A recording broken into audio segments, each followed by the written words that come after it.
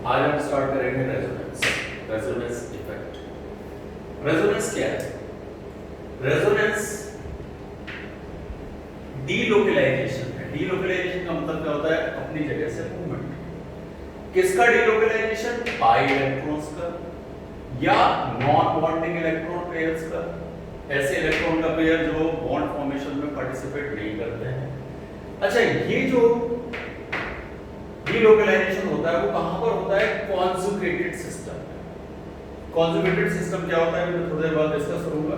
कितने तरह के कॉन्जुगेटेड सिस्टम होते हैं। फिलहाल एक टॉपिक को एक बात समझ लें छोटी सी कॉन्जुगेटेड सिस्टम के बारे में कि जिस सिस्टम में alternate double bond single bond double bond single bond होता है, this is called conjugated system. Simple. हाँ, तो रेजोनेंस क्या एक बार फिर से रिवाइज करते हैं। डीलोकलाइज होना चाहिए। किसका होना चाहिए? पाई इलेक्ट्रॉन्स का हो सकता है या नॉन बॉन्डिंग इलेक्ट्रॉन पेयर्स जो बॉन्ड फॉर्मेशन में पार्टिसिपेट नहीं करते हैं। किसमें होता है? कॉन्जुगेटेड सिस्टम में। जैसे एक एग्जांपल देखें बेंजीन का। बेंजीन में अल्टरनेट पोजीशन पे double bond single bond double bond single bond है। अब आपको पता है कि पाई बॉन्ड में ये वाला बॉन्ड पाई बॉन्ड है, ये वाला सिग्नल, तो ये पाई इलेक्ट्रॉन्स है। ये कितने इलेक्ट्रॉन्स है? ये पाई इलेक्ट्रॉन्स है। हर बॉन्ड में 2 इलेक्ट्रॉन्स होते हैं, पता है आपको। अब ये पाई इलेक्ट्रॉन्स का मूवमेंट हुआ यहां से यहां। जैसे मूवमेंट यहां से यहां हुआ तो ये बॉन्ड जो यहां पर था ये शिफ्ट होकर यहां आया। ओके, फिर ये वाला इधर है, ये वाला इधर है। इस तरह से ये डीलोकलाइजेशन हो रहा है और इस स्ट्रक्चर से ये बन रहा है और इससे वापस बन रहा है। तो this is called resonance. Okay, अब हम बात करेंगे कि रेजोनेंस की रिक्वायरमेंट क्या है। रिक्वायरमेंट ऑफ रेजोनेंस, कहां पर रेजोनेंस जनरेट होगा, पैदा होगा।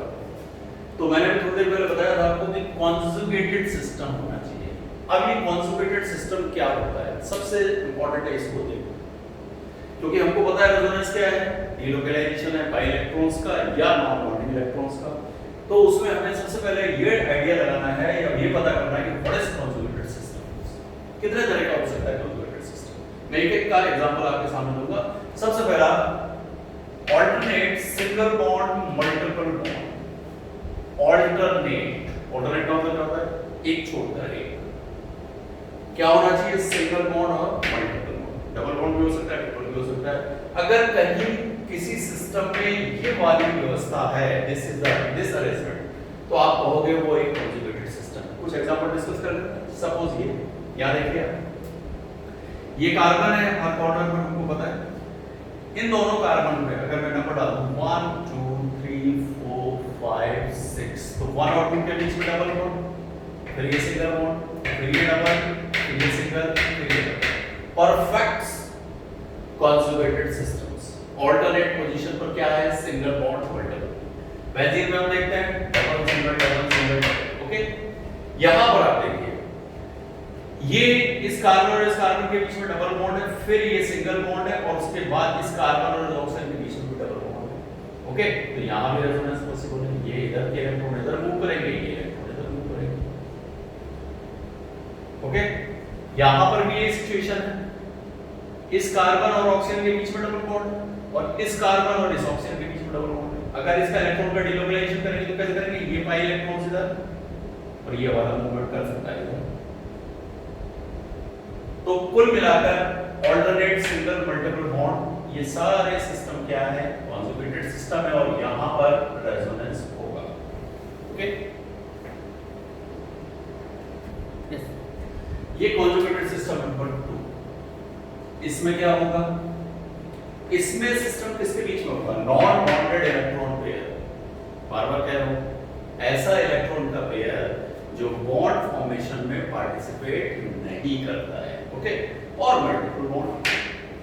यहां देखते हैं हम इस वाले सिस्टम में NH2 नाइट्रोजन के पास एक लोन पेयर है। ओके, बॉन्ड फॉर्मेशन में कोई पार्टिसिपेशन नहीं है इसका।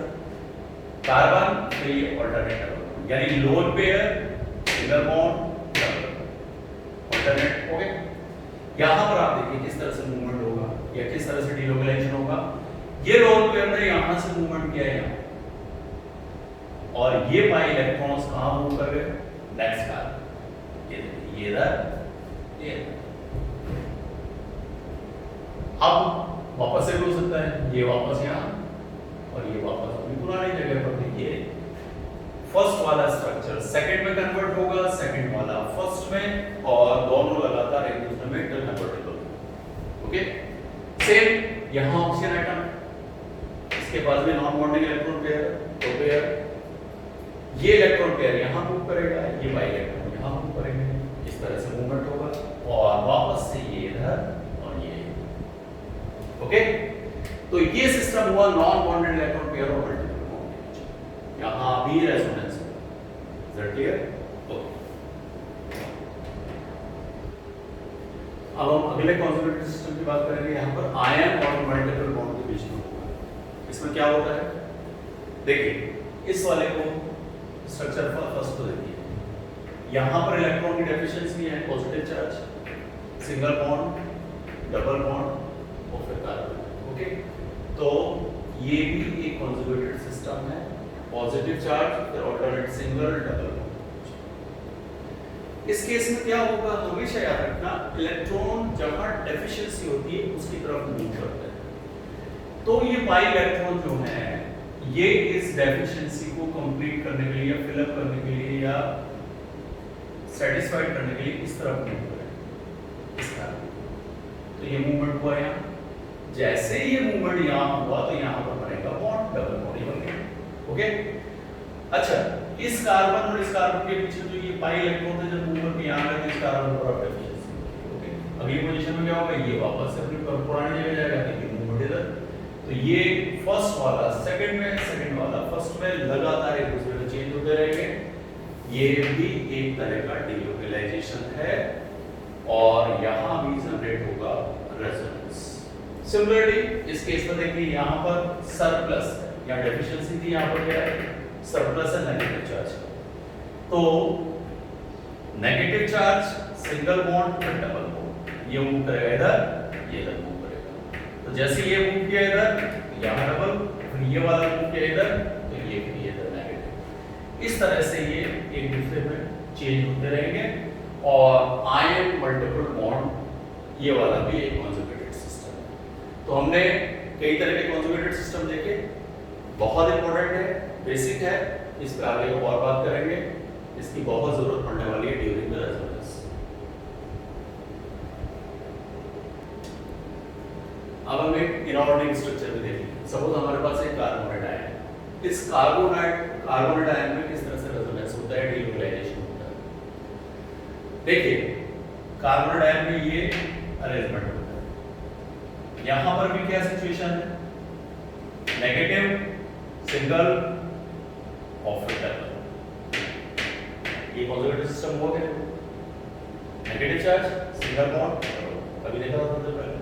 तो अब ये इलेक्ट्रॉन मूव करेंगे यहाँ और ये पाई इलेक्ट्रॉन मूव करेंगे इस ऑक्सीजन में। ओके, तो अब अगर मैं इसको नंबर दे दूं, सपोज 1 2 और 3, क्लियर। अभी डबल बॉन्ड किसके बीच में, कार्बन और ऑक्सीजन नंबर 2 के बीच में। ओके, अब जैसे ये लोकलाइजेशन होगा, डीलोकलाइजेशन होगा तो ये मूवमेंट इधर होगा। अब ये किसके पीछे बना, 1 और कार्बन, ये डबल बॉन्ड, ये वाला मूवमेंट हो गया, इधर से इधर आया तो ये नेगेटिव और फिर ये इधर से इधर आएगा नेक्स्ट वाले के लिए। तो फिलहाल फर्स्ट स्ट्रक्चर किस में कन्वर्ट हो गया, सेकंड। अगर मैं इसको नंबर दूं फर्स्ट तो ये सेकंड में कन्वर्ट हो गया। अभी इस एरो पे ध्यान मत दो, यहां पर देखो, ये एरो ना देखो, इसके सिर्फ फर्स्ट के एरो देखो आप, ये मूवमेंट हुआ इधर तो ये डबल बॉन्ड आ गया, फिर ये मूवमेंट हुआ यहाँ, ये नेगेटिव चार्ज आ गया और यहाँ पर ये नेगेटिव। ये एरो अगले के लिए, अभी सिर्फ इन एरोस में ध्यान दो। अब सेकंड जब हो गया तो किस तरह से कन्वर्ट हुआ है, ये इधर और ये वाला इधर। जैसे ये नेगेटिव चार्ज के इलेक्ट्रॉन्स, या नेगेटिव चार्ज का मतलब कितने इलेक्ट्रॉन्स हैं, 2 इलेक्ट्रॉन्स। ये दोनों इलेक्ट्रॉन जब मूव करके इधर आएंगे तो इस कार्बन और ऑक्सीजन के बीच में बॉन्ड बनेगा। ओके, फिर ये पाई इलेक्ट्रॉन वापस इधर, तो यहाँ पे नेगेटिव चार्ज, यहाँ नेगेटिव चार्ज। ओके, और फिर ये नेगेटिव चार्ज यहाँ आएगा। अब इन तीनों रेजोनेटिंग स्ट्रक्चर्स का एक हाइब्रिड बना दिया है, मतलब हर बॉन्ड इस तरह से बिहेव करता है जैसे उसमें पार्शियली डबल बॉन्ड कैरेक्टर। ये कार्बन ऑक्सीजन का बॉन्ड भी, ये भी और ये। तो इस तरह से रेजोनेंस या डीलोकलाइजेशन होता है इस कार्बोनेट आयन। इसकी प्रैक्टिस करना 2-3 बार करोगे तो आपको एकदम क्लियर हो जाएगा। अब हम बात करेंगे rules for writing resonance structures. हमने क्या देखा? सबसे पहले हमने सीखा रेजोनेंस क्या है, फिर हमने देखा रेजोनेंस कहां मिलेगा, कॉन्जुगेटेड सिस्टम में, फिर हमने देखा कॉन्जुगेटेड सिस्टम कितने तरह के होते हैं। अब हम बात करेंगे कि rules for writing resonance structures. Okay, क्या क्या कौन कौन से रूल हैं जिसके आधार पे किसी रेजोनेंस स्ट्रक्चर को ड्रॉ किया जाता है, बनाया जाता है। पहली चीज, movement of electrons not atoms. Okay, सिर्फ आप कंसीडर करेंगे इलेक्ट्रॉन्स का मूवमेंट, एटम्स का मूवमेंट नॉट अलाउड। याद रखना इस बात को।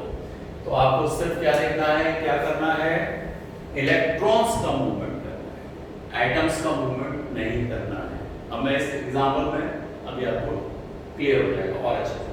सपोज ये स्ट्रक्चर, ओके, यहां पर सिंगल डबल कॉन्जुगेटेड सिस्टम है, कॉन्जुगेटेड सिस्टम में तो डेफिनेटली रेजोनेंस हो। अब देखिए फर्स्ट स्ट्रक्चर से सेकंड स्ट्रक्चर्स को कैसे रेजोनेटिंग स्ट्रक्चर बना या रेजोनेंस हुआ या डीलोकलाइजेशन हुआ, कैसे हुआ। अब आप देखो ध्यान से, तो मैं आपको बताता हूं, ये जो पाई इलेक्ट्रॉन्स हैं, ठीक है, इन्होंने मूवमेंट किया है यहां, ओके, और ये वाले जो पाई इलेक्ट्रॉन्स इन्होंने मूवमेंट किया है। अब आप देखो स्ट्रक्चर नंबर 2 को ध्यान से, जैसे ही ये दो इलेक्ट्रॉन्स का मूवमेंट यहां हुआ, ओके, यहां पर, तो ये इलेक्ट्रॉन का मूवमेंट जैसे हुआ तो यहां पर क्या हुआ, एक बॉन्ड फॉर्म हो गया, this is another bond, double bond. तो ये बॉन्ड यहां से निकल के आया, ये डबल बॉन्ड यहां। अच्छा, इस कार्बन पर डेफिशिएंसी हो गई, इसके दो इलेक्ट्रॉन चले गए, यहां पर कौन सा ज्यादा है, पॉजिटिव चार्ज, ओके। तो ये हुआ एक डबल, ये डबल, और ये वाले इलेक्ट्रॉन मूव करके गए इस कार्बन पे। परफेक्ट रेजोनेटिंग स्ट्रक्चर्स या परफेक्ट रेजोनेंस स्ट्रक्चर्स है। क्यों है?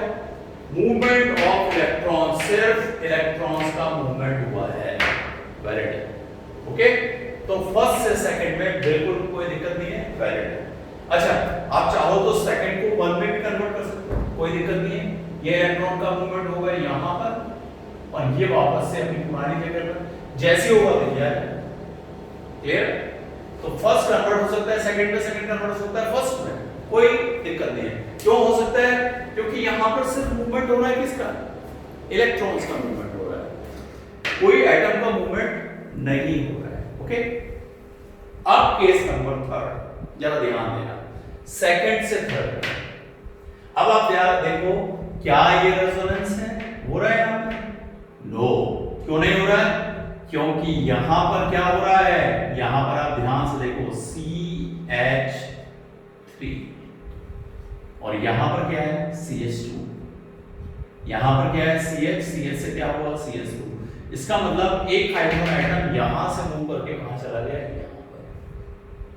It's not allowed, no. तो एटम्स का मूवमेंट अलाउड नहीं है। तो जहां कहीं भी आपको ये दिखे कि इलेक्ट्रॉन्स का मूवमेंट तो हो रहा है, उसके साथ साथ एटम का मूवमेंट भी हो रहा है, तो वो रेजोनेटिंग स्ट्रक्चर्स नहीं है, वो रेजोनेंस का फिनोमेना नहीं है। तो रेजोनेंस का फिनोमेना सिर्फ क्या कहता है, फिर से very important, movement of electrons is allowed but movement of atoms is not allowed, okay, clear.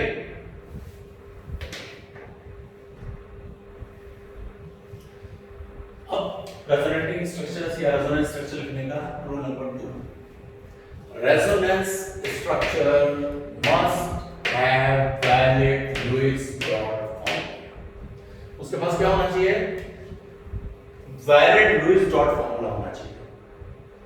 Valid Lewis dot formula क्या करता है, ऑक्टेट रूल को फॉलो करता है, ओके। तो ऐसा नहीं है नए कॉन्जुगेशन है तो आप आराम से उसको कर दो, रेजोनेंस बना दो और भले वो ऑक्टेट रूल को वायलेट कर रहा हो तो वो नहीं चलेगा। देखते हैं इस वाले एग्जांपल। यहां पर क्या किया है इसने, अगर मैं इस केस को डिस्कस करें, structure number 1 and this is the structure number 2, okay. इस केस में क्या किया इसने, इसने क्या किया, इस लोन पेयर को इधर शिफ्ट किया, जैसे लोन पेयर को इधर शिफ्ट किया तो यहां पर आ गया डबल बॉन्ड या, ओके, और इस ऑक्सीजन पे आ गया पॉजिटिव चार्ज। पर क्या ये सही है? नो। क्यों सही नहीं है? क्योंकि इस स्ट्रक्चर्स में ऑक्टेट रूल का वायलेशन हो रहा है। कैसे हो रहा है? जरा इसका आंसर देखिए, 1 2 3 4 5 कितनी वैलेंस हो गई? 5। यहां कार्बन हो गया पेंटावैलेंट। क्या हो गया? पेंटावैलेंट, यानी कितनी वैलेंस हो गई? 5। ओके, जो कि पॉसिबल नहीं है। कितने इलेक्ट्रॉन हो गए कार्बन के? 10 हो गए। ऑक्टेट रूल को वायलेशन हो गया। तो इस तरह से आप रेजोनेंस स्ट्रक्चर्स नहीं बनाएंगे, तो ये वैलिड नहीं है। तो जब भी आप रेजोनेटिंग स्ट्रक्चर्स ड्रॉ करेंगे या लिखेंगे या बनाएंगे, तो आपको ध्यान देना पड़ेगा कहीं ऑक्टेट रूल का वायलेशन तो नहीं हो रहा है, या लुईस डॉट फार्मूला प्रॉपर बन रहा है कि नहीं बन रहा है। अगर नहीं बन रहा है तो वो रेजोनेटिंग स्ट्रक्चर भी वैलिड नहीं है। ऐसे नहीं बढ़िया इधर डीलोकलाइजेशन कर दिया।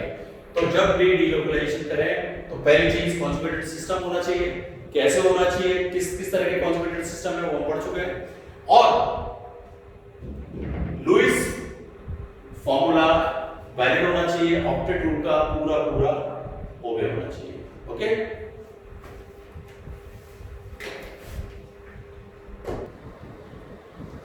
हाँ भाई, अब आगे और देखते हैं। Electrons prefer to move towards more electronegative atoms. Okay, ये एक अगला फॉर्मूला है रेजोनेंस को जब स्ट्रक्चर्स आप ड्रॉ करोगे तब आप क्या ध्यान देना है? ओके, क्या ध्यान देना है? इलेक्ट्रॉन्स का मूवमेंट आप कोशिश करना है ज्यादातर केस में उस तरफ होना है जहां पर मोर इलेक्ट्रोनेगेटिव एटम है। ओके, समझ रहे हैं? तो इलेक्ट्रॉन हमेशा मोर इलेक्ट्रोनेगेटिव एटम की तरफ शिफ्ट होंगे या मूव करेंगे। क्यों करेंगे?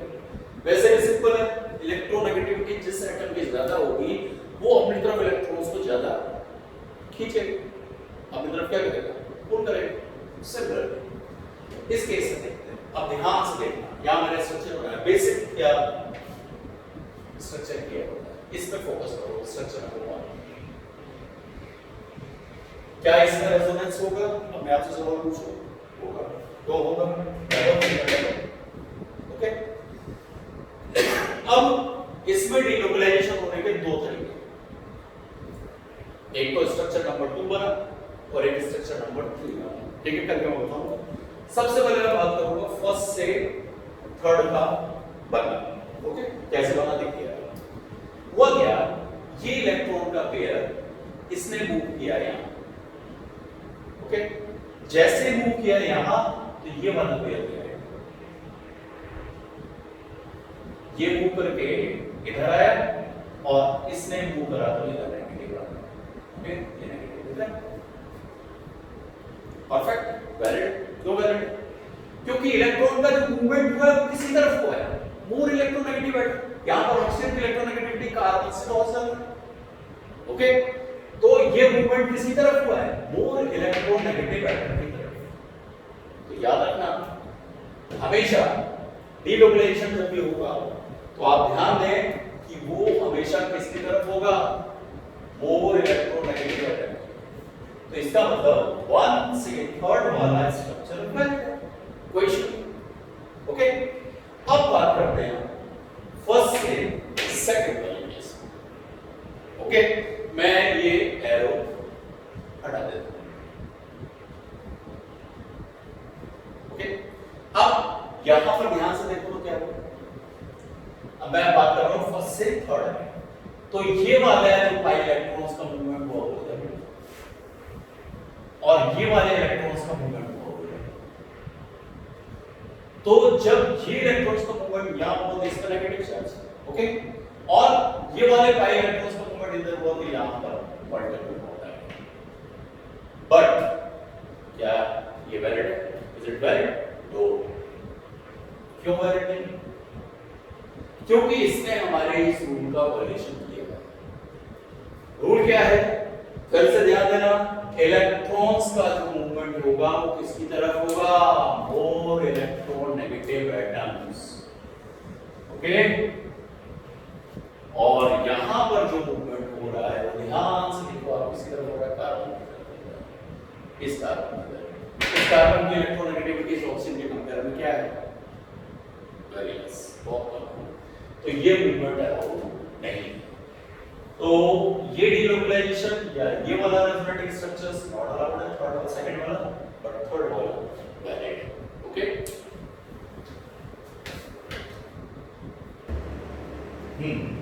तो हमने क्या देखा कि इलेक्ट्रॉन का मूवमेंट हमेशा मोर इलेक्ट्रोनेगेटिव एटम की तरफ होना चाहिए, बट देयर इज एक्सेप्शन।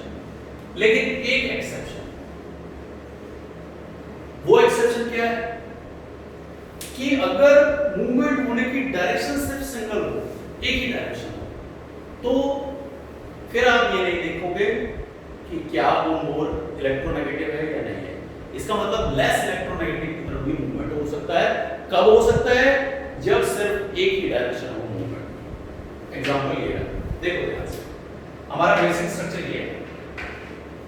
पहली बात तो क्या रेजोनेटिंग स्ट्रक्चर है, कॉन्जुगेशन सिस्टम है, यस कॉन्जुगेटेड सिस्टम है। कैसे, double single double. Okay.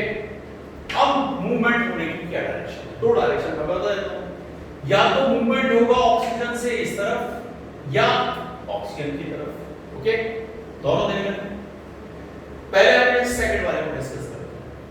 Suppose हमने क्या पढ़ा था, इलेक्ट्रॉन हमेशा किसकी तरफ मूव होगा, मोर इलेक्ट्रोनेगेटिव एटम की तरफ, कर देते हैं। तो क्या हुआ, ये वाले जो इलेक्ट्रॉन के पेयर थे, इसने मूवमेंट किया इधर।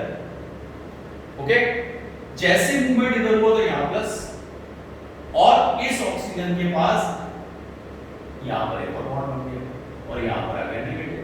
But is it valid? No. क्यों? ऑक्टेट का वायलेशन हो गया। तो ये पॉसिबल नहीं है। तो अब बची डायरेक्शन कौन सी, सिर्फ एक। इस एरो को मैं हटा रहा हूं। ओके, अब आप देखिए यहां पर मूवमेंट कैसे हुआ, ये वाला, ये जो ऑक्सीजन था, इसका जो पेयर आया वो एक,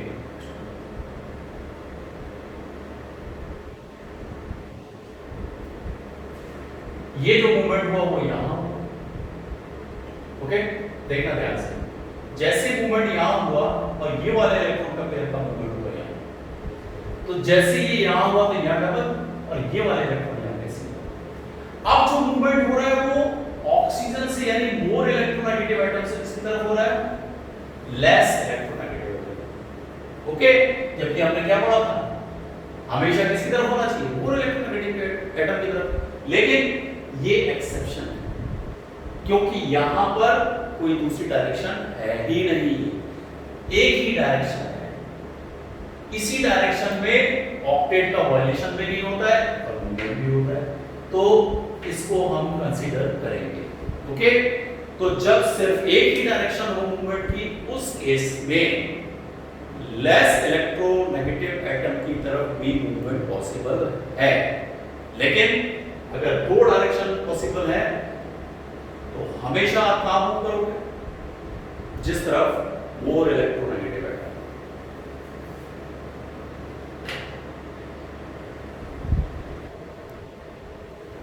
हाँ, next rule, atoms involved in resonance must lie in the same plane. Resonance कब होगा, जब एटम्स सेम प्लेन में लाई करें। इसको समझाने से पहले मैं एक सिंपल एग्जांपल आपको देता हूं। हम पाइप से पानी लेते हैं पौधों में। सपोज ये दो पाइप हैं, इन दोनों को मैंने इस तरह से कनेक्ट किया। अब फ्लो ऑफ वाटर पॉसिबल, क्यों पॉसिबल है, क्योंकि ये दोनों पाइप एक सेम प्लेन है, फ्लो ऑफ वाटर पॉसिबल। लेकिन सपोज ये पाइप कुछ इस तरह से हो, तो क्या अब वाटर का जो फ्लो है वो पॉसिबल है? नो। क्यों? Plane change. सिमिलरली अगर P और ऑर्बिटल्स सेम प्लेन में, तो एक ऑर्बिटल से दूसरे ऑर्बिटल के बीच में जो ओवरलैपिंग है या इलेक्ट्रॉन्स का जो डीलोकलाइजेशन है वो पॉसिबल है। ओके, और अगर दोनों का प्लेन डिफरेंट है तो डीलोकलाइजेशन पॉसिबल नहीं है। Is that clear?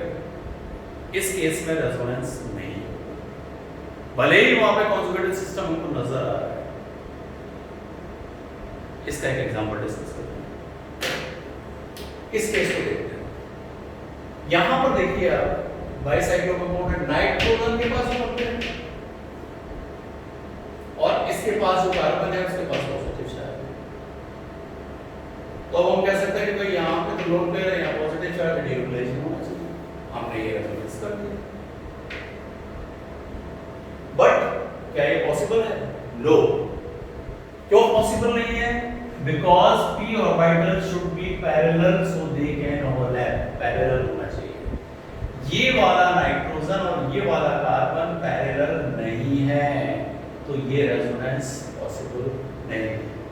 जब तक इलेक्ट्रॉन्स का मूवमेंट नहीं होगा, जब तक कि दोनों ऑर्बिटल्स कैसे ना हो, पैरेलल ना हो, यानी नाइट्रोजन का और कार्बन का p ऑर्बिटल अगर पैरेलल नहीं है तो ये रेजोनेंस पॉसिबल नहीं है और इस कंपाउंड में ये पैरेलल नहीं है। ओके, तो यहां पर ये रेजोनेंस एग्जिस्ट नहीं करता है, डीलोकलाइजेशन नहीं। तो ये सारे रूल थे रेजोनेंस को, रेजोनेटिंग स्ट्रक्चर्स को कैसे हमको राइट करना है, ड्रॉ करना है, कैसे बनाना है, कैसे मूवमेंट देखना है। होप आपको कॉन्सेप्ट क्लियर हो गया होगा। फिर भी अगर कोई डाउट होता है तो वीडियो को पॉज करिए, बार-बार बैक करिए, रिवर्स करिए, देखिए उसको। अगर आपको नहीं क्लियर हो रहा कॉन्सेप्ट तो एक या दो से ज़्यादा बार भी आप वीडियो देखिए और डेफिनेटली कॉन्सेप्ट एकदम क्लियर हो जाएगा।